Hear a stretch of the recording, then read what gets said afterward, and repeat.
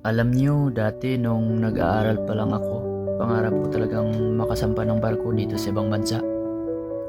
Unang-una sa lahat, pinapasalamatan ko ang Panginoon.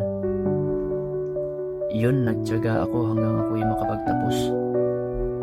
Mahirap lang kami sa buhay kaya sinunod ko lahat ang payo ng aking mga magulang. Ma, pa, sobrang pasasalamat ko sa inyo kung wala po kayo na gumabay sa akin. Hindi ko mararating ang aking mga pangarap. Gusto kong sabihin sa inyo na ito na yung pinagpaguran nyo.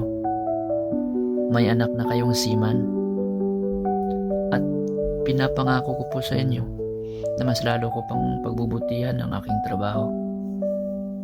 Sisipagan ko para kung ibigay sa akin ng Panginoon na mabigyan ako ng pagkakataon na ako'y pala rin balang araw na maging ganap na opisyal ng barko.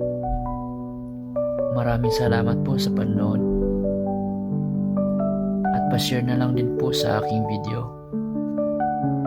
Hanggang sa muli, mahalin natin ang ating mga magulang.